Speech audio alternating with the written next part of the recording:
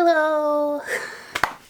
Welcome to Messy Ass Me, where I didn't put any makeup on and I didn't do my hair after sleeping and generally just look like a mess.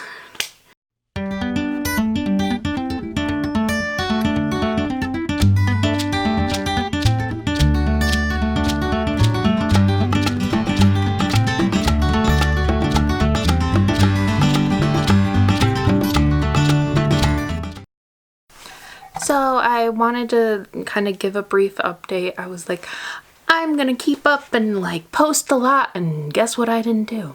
Keep up and post a lot. But I've been still dealing with my health issues and trying to, figure out what's going on in that front.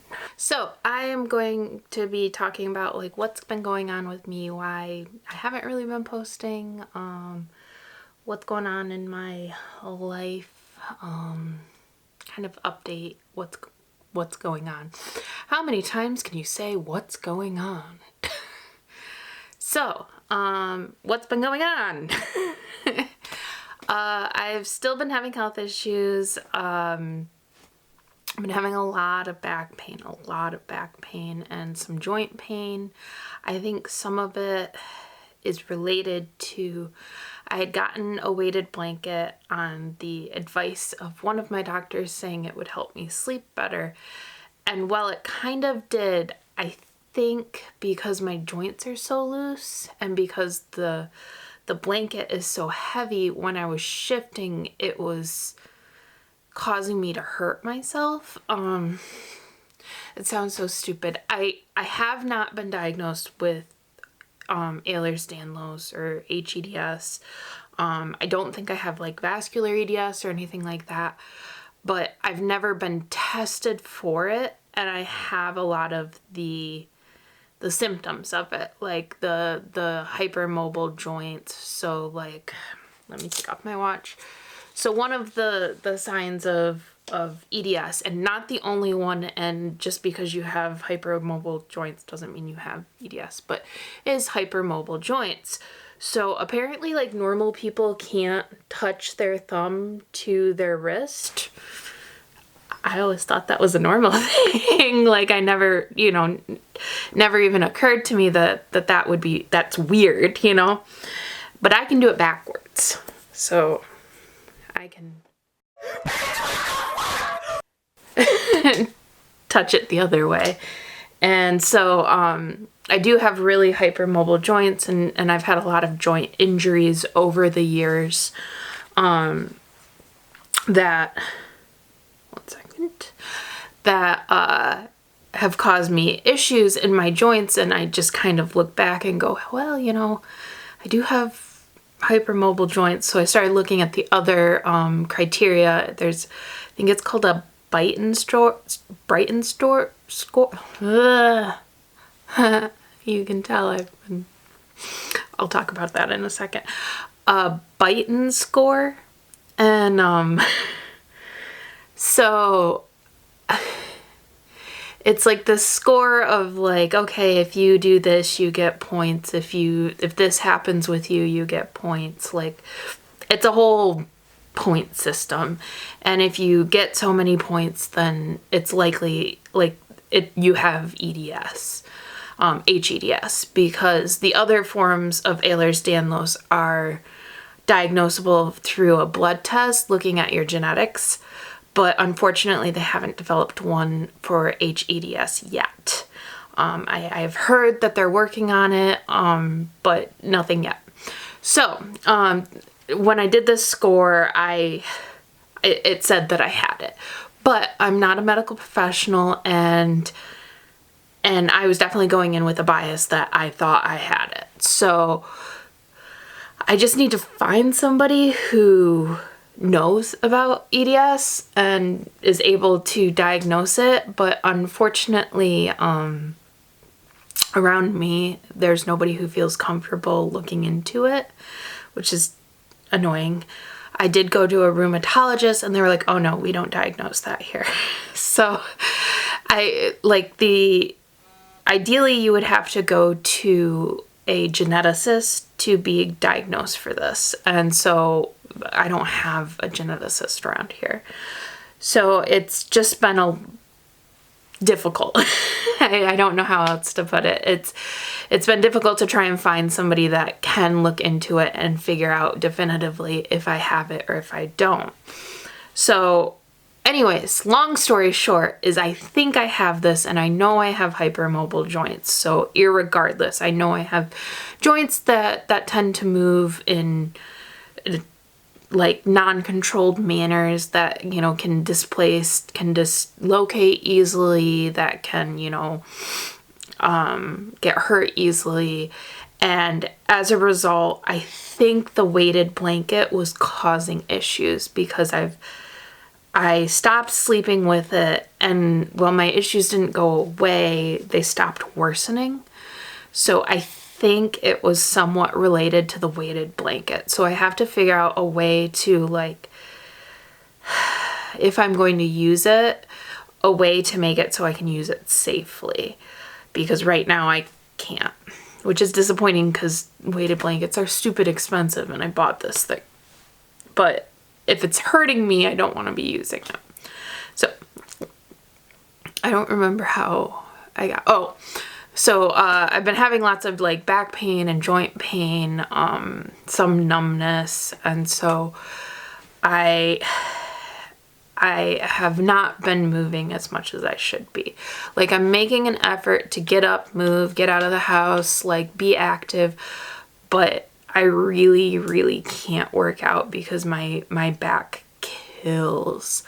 And then my leg starts going numb and my arm starts going numb. It's just been a whole thing. I think some of it's related to the POTS, or the dysautonomia. I've had that in the past where I've gotten numbness because of my, you know, POTS. So I think some of that's related to that. Others might be related to the back. It's just it's a whole thing. It's a whole thing. So anyways, I've been having a lot of issues with like joint issues and pain. Unfortunately, I was kind of overusing, tramadol.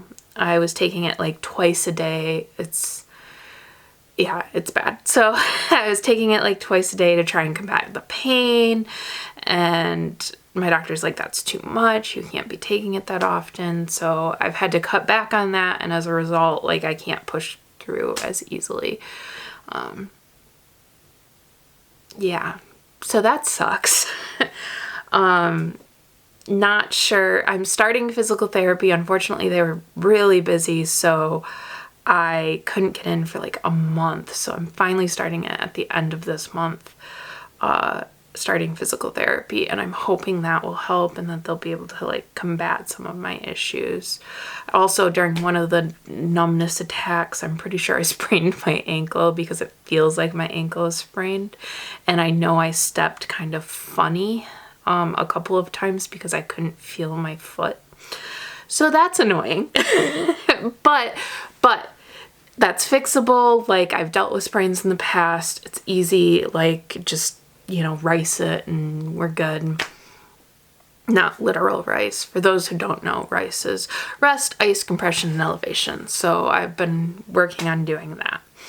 So it's just, you know, right now it's dealing with a lot of joint issues. I'm still passing out. I'm passing out when I'm laughing, which is, you know, annoying.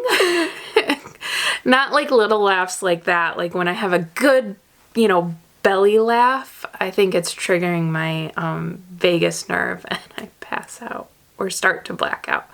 I've only passed out at home because when I'm like with other people, I am really cognizant of that. I start passing out and I don't want to make a scene, so I like really fight to not laugh. So if I'm being a bitch around you, like I look like I'm being a bitch, I'm not. I'm just trying not to laugh and pass out. So that's kind of the health update right now. I did have an MRI yesterday. I'm really hoping it went okay. It was not like the larger MRI. It was like the old the really old small MRI, so it was a tight fit because I am a large lady.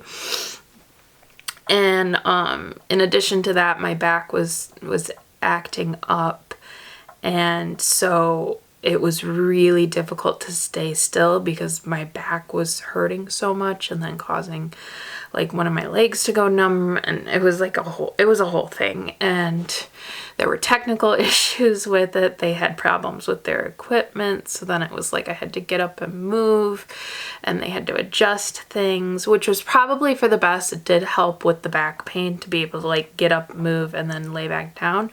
But it also means that I wasn't in the same position for the entire test. So we'll see how this goes. But I did have that yesterday, waiting on results.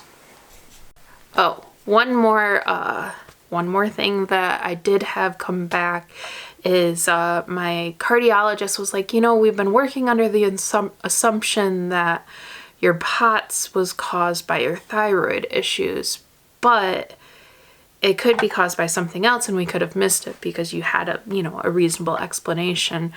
So we started looking into other issues. That was part of the MRI. They were MRIing my neck because I get like one-sided facial flushing, so like only one side of my face will flush. It looks really funny, like, and you can feel the difference too. Like one side of my face is hot and the other one is cold. It's really funny feeling. Not anything dangerous or anything like that. It just is weird. And he's like, oh, well, that's a sign of, this thing here. And so one of the things was an MRI of your neck to look to see if that thing is there. And if it is that can cause dysautonomia as well. And it's treatable. Like curable. I haven't heard curable in a long time. So I'm really, like, I know you shouldn't hope for bad result, like them to find something on an MRI, but I'm really hoping it's that, because that means it's like, we can fix this without like taking meds and having all these doctor's appointments. We can just fix it. It's like the ultimate like goal of any illness is to just be able to fix it. Oh God, I hope it's that, because it would be amazing to just fix the issues. I'm sorry, I'm rambling, and yeah. So the other thing is they were looking at my brain because my thyroid labs have been weird, like really weird. And at one point I had like high prolactin levels, and I do have a history of a pituitary mass. Half the time it's read as a Rathke's cleft cyst, and half the time it's read as a possible microadenoma. You can't actually diagnose a microadenoma without a biopsy, I think, so that's why it's like possible microadenoma. But it's also very likely that it could just be this cyst that like 20% of the population has, and it's no big deal as long as it doesn't grow. But with the weird thyroid results and the prolactin, we're just gonna get an MRI and look and make sure it hasn't grown at all. So that's what this was. The brain MRI was just looking for that. I'm fully expecting it to come back normal and everything is okay. So that was just more of a formality, and let's cover our bases and not be missing something. If nothing else, it gives me like the peace of mind of, okay, we're not missing this, because that is, a fear that because that's there and there's these wonky test results. I say wonky because literally we haven't been able to reproduce them yet. Like every time I have my thyroid labs done, it comes back differently. Every time. For 5 times. It's come back differently. There shouldn't even be 5 different variations because of normal, like the way things normally function. So I've had my TSH, free T4 and free T3 come back high. I've had my TSH high and my free T3 high, but my T4 normal. I've had my TSH normal, but my free T4 and free T5, or free T3, There's a lot of numbers, sorry. I've had my TSH normal and my free T4 and free T3 high. And then I have had my, TSH high and free T4 high, but free T3 normal. Now, the way the thyroid normally functions is that when T3 and T4 are high, which is like the actual thyroid hormones that you use, I think T3 is derived from T4, but it's basically the hormones that your body actually uses produced from your thyroid. When those are high, your TSH is low because it's a negative feedback loop. So your body detects that, you have high levels of thyroid hormone and then adjusts the TSH to stop stimulating the thyroid. So normally the normal patterns you see are either a high T3 and T4. So when you have thyroid hormone that's high in your body, it signals your pituitary to stop producing TSH, which is thyroid stimulating hormone. So that's what tells your thyroid to produce hormones. And so in theory, in a normal person, like, it would reduce the amount of hormone that your thyroid is making, and then you would go back to like a euthyroid state, which means that your thyroid is functioning normally and you have normal blood levels of thyroid hormones. So normally high levels of thyroid hormone, you would have low levels of TSH. Or the opposite can happen. You have low levels of thyroid hormone in your body and your pituitary goes, we don't have enough of that, and produces more thyroid stimulating hormone to make your thyroid produce more hormones. Now, what complicates all this for me is I had Graves' disease when I was 13, and as a result, I had an overactive thyroid, and we tried medication and it didn't help. So I ended up having to have radioactive iodine treatment for my thyroid, which effectively killed my thyroid. There might be like a little bit of function left there, but for the most part, my thyroid's dead. Like, it doesn't produce enough to live, for me to live. Like, I take supplements. I take Synthroid, levothyroxine. I don't pay for name brand. Generics are wonderful. They're a lot cheaper. But anyways, I take levothyroxine to give my body the thyroid hormone it needs, because my thyroid can no longer produce that. You need thyroid hormone to live. If you don't have thyroid hormone, eventually you will go into a coma. So I take thyroid hormone every day.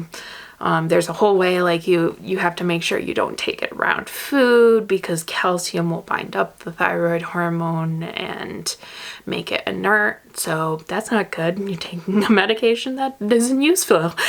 So there's a whole thing, like, there's a whole bunch of stuff you have to be like, I'm not taking this with any food. I only take it with water.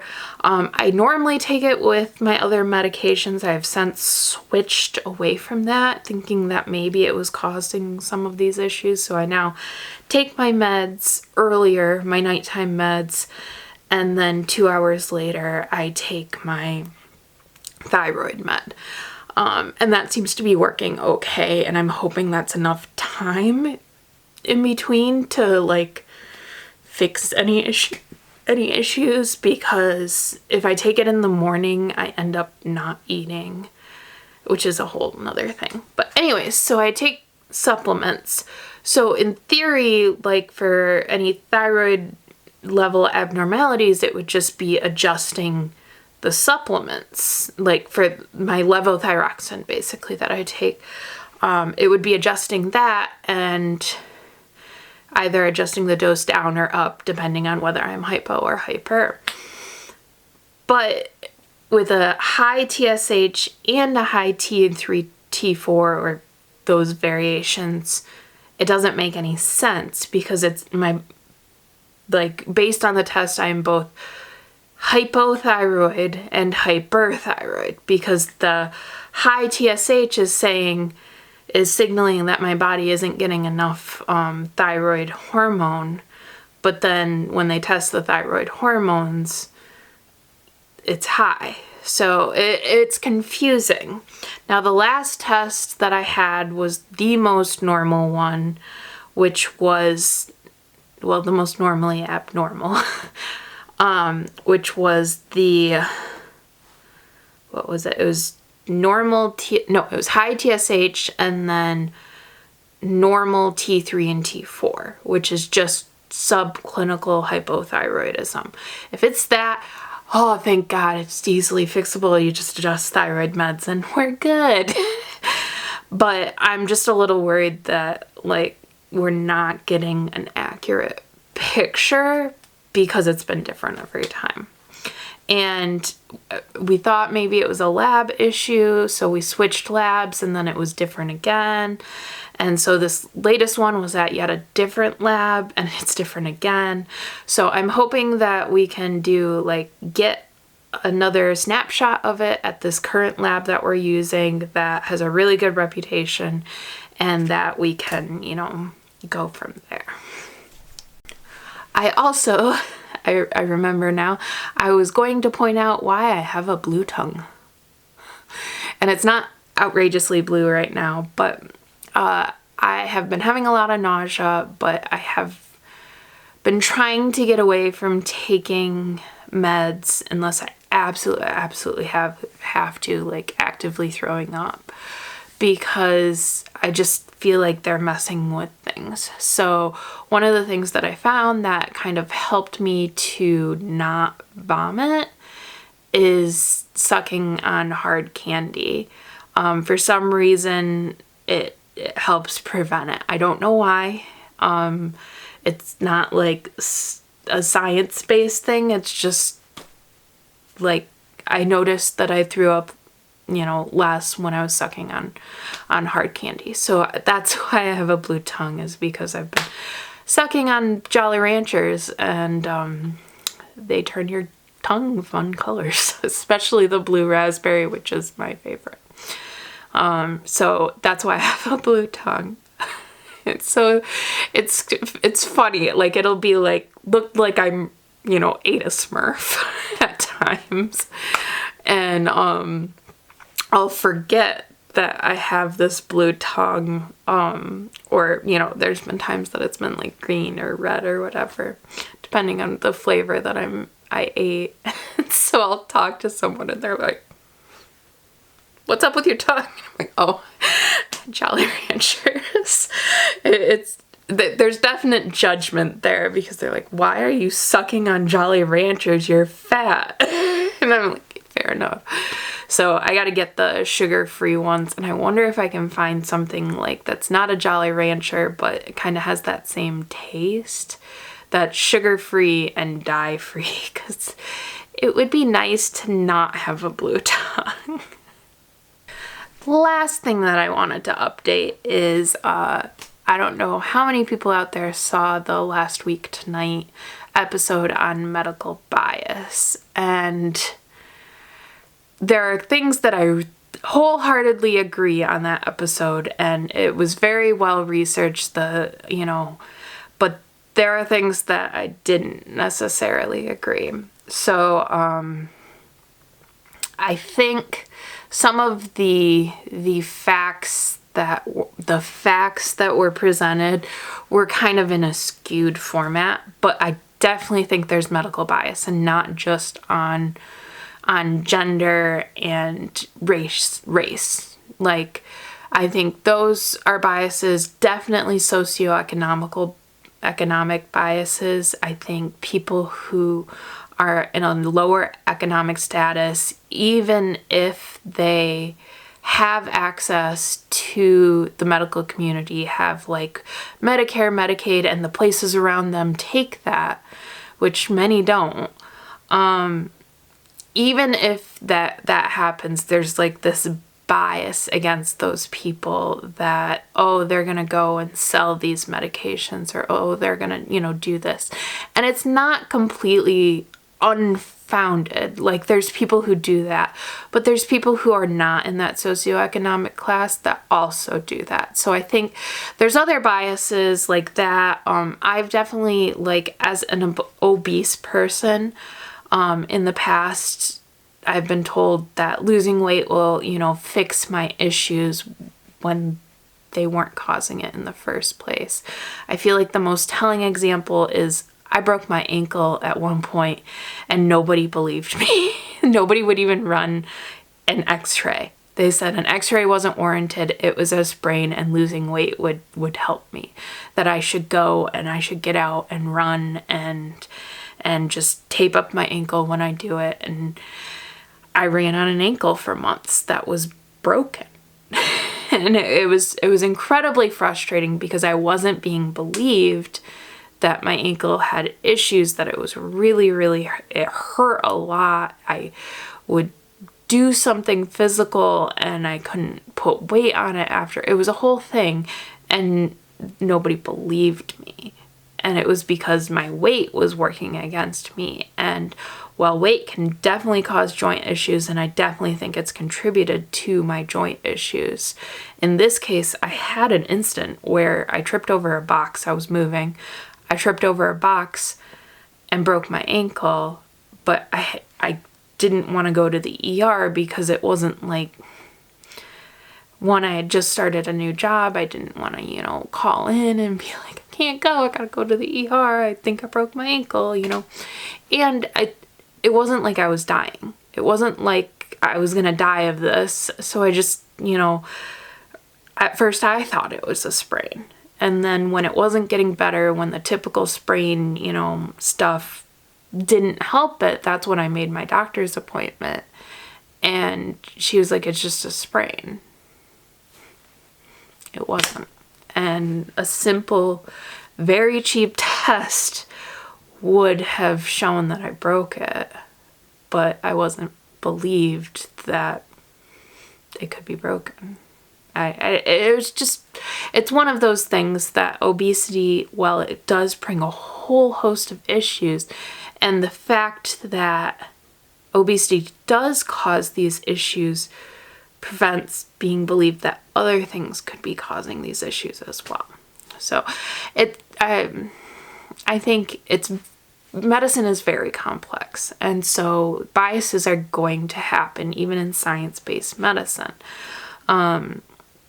because you don't want to be ordering tests and doing all, putting people on medications when they don't need it, because there is inherent risk for a lot of this stuff.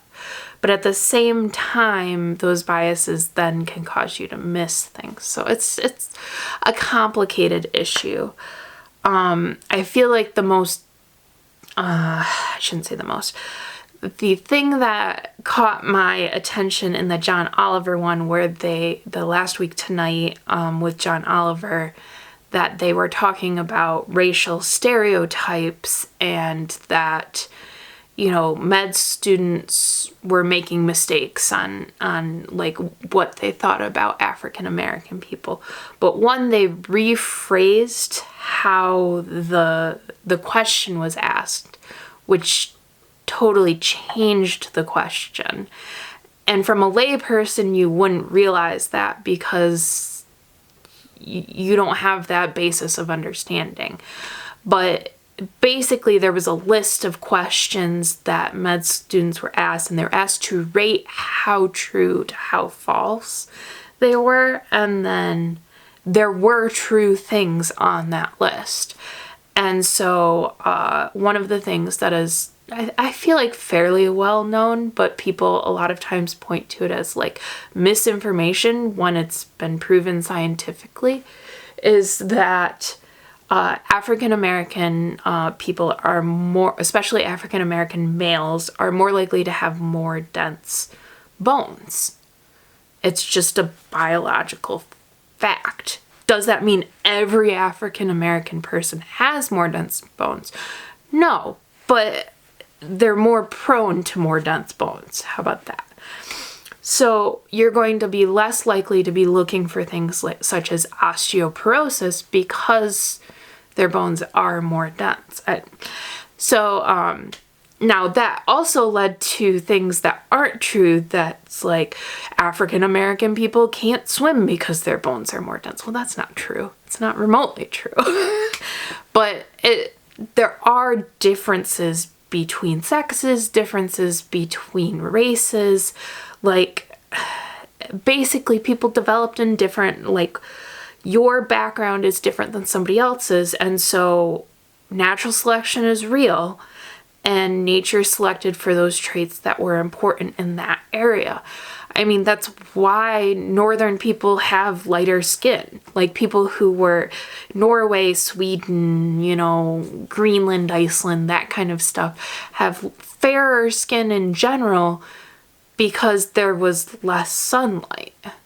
And as a result, in order to get the vitamin D that they needed, then people with fairer skin survived. It's the way it is. One of the more interesting ones is there is a much higher rate of sickle cell anemia in African American people. Well documented fact that it's way more prevalent in the African American community. And for a long time, people couldn't figure out why. It was like, well, why? Why do they have this sickle cell anemia? Like, all this stuff. Well, it turns out when exposed to malaria, it's a bacteria, I think. I'm sorry, I didn't research this. Like, I just know the basis behind it, but I didn't research whether it was a bacteria or whatever. But I think it's a bacteria. Dies in people with sickle cell anemia because it causes oxygen deprivation, and the cells are more likely to sickle, and then the bacteria dies. It's really interesting because then the people are more likely to survive the malaria because their cells sickled. Even though it causes a whole host of other issues, this very, very deadly disease is prevented by sickle cell anemia. Well, I shouldn't say prevented, but, made less deadly than by sickle cell anemia. And so on places like the west coast of Africa, where malaria is very prevalent, where malaria is very prevalent, you are more likely to survive if you have sickle cell anemia, so therefore more people have sickle cell anemia because it gets passed on from all these people who survived. So I think some of the questions that were presented, like, oh, these people are dumb, it's obviously not so obvious. Like, there are differences between races, and that doesn't come from like I know I'm a white person saying this, I'm sorry, but it doesn't mean that there's an issue. Like, to believe that there's differences between races, it's an issue if there's a treatment. Like, how do I explain this? There's an issue if the person doesn't get treatment because of their race.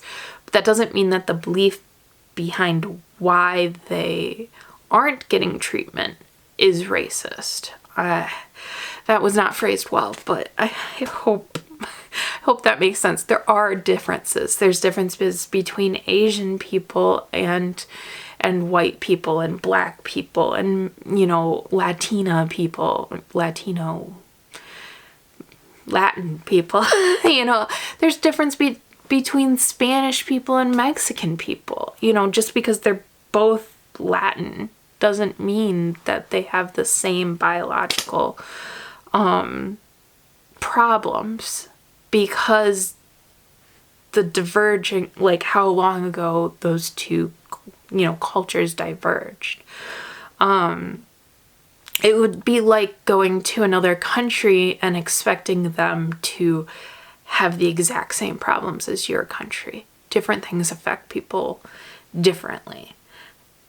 So that's where the biases come. Well, not all of the biases. Some of the biases come from, and some of that, those things that were not true, why people might have thought they were true. So like one of the questions was the belief that African Americans' blood coagulates more readily than white people. And I feel like it's one of those tests, one of those things that it's like, if somebody had thought of that sickle cell anemia thing that I talked about already, well, sickle cell anemia causes your blood to coagulate. Basically, a round cell becomes like a sickle-based cell. That was not helpful, but it looks like almost like a crescent moon, kind of. It's all scrunched up and pokey. And so it's more likely to snag on things and create clots. So people with sickle cell anemia often have issues with clotting, and that they are developing clots where they shouldn't be developing them. And it causes a lot of pain because, you're not getting oxygen. It can't transport oxygen as readily. There's a whole host of issues with sickle cell anemia. And like I said before, sickle cell anemia is more prevalent in African Americans because of that, so long ago that you were more likely to survive malaria if you had sickle cell anemia. So I think I can see where people would be coming from is, oh, well, sickle cell anemia is more prevalent in African Americans. Sickle cell anemia causes clots to develop and the blood to coagulate. So therefore, blood coagulates quicker in African Americans. And remember that this list that they had, it wasn't yes or no, it was rate how true this is. So is it true? Is it not true? If it was a yes or no question, it would not be true. But because there's this basis behind it, people were probably more likely to put it as more true. So that was just one of those issues that I saw. And then I was watching Dr. Mike, and he talked about it as well in the John Oliver Last Week Tonight thing show on medical bias. So just because there are these biases out there doesn't mean that they're not completely without factual representation, but there needs to be a way to make sure you're not letting these generic facts prevent treatment for somebody. It's complicated. Medicine, as much as we love to say medicine is science-based, there's a lot we don't know. A lot. And as a result, you practice medicine, you don't perform it.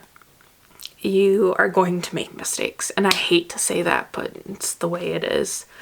It's whether you can own up to your mistakes. It's whether you can say, okay, this isn't working. What did we miss? And whether you can say, okay, it's still worth the risk to investigate this, even though it may not be that. So I think it's more complicated an issue than, Last Week Tonight presented it as. But it definitely is real. And there's definitely bias out there against women, against people of color, against obese people, people with mental health issues. There's a lot of biases out there, a lot more than what were presented. And I think it's good that we're, becoming more aware of these and having these discussions, but at the same time, to just vilify doctors as being biased, even when I myself have have faced biases and had delays in treatment and bad outcomes because of those biases, I understand where they're coming from. It's frustrating as hell, but I understand it. So I think it's important to just recognize what biases we have and try and give the best treatment based on that. Which I'm sure is what John Oliver was, you know, he talked about how to address it, and that was, you know, putting protocols and stuff in place to address it. So I don't think they were trying to vilify doctors, but at the same time, I think it kind of happened. So anyways, this has been like a 50-minute discussion. I am so sorry for the length of all of these. I just kind of talk and talk and talk and then realize I've been talking forever. But I thought I'd do an update and a quick talk about like the Last Week Tonight show because it's very relevant right now. And anyways, I hope everybody out there is doing well. If you're not, if you need somebody to talk to, I'm gonna link my social media below and send me a DM. Like, I'm open to talk. So hope everybody's having a good time, and I'll see you in the next one.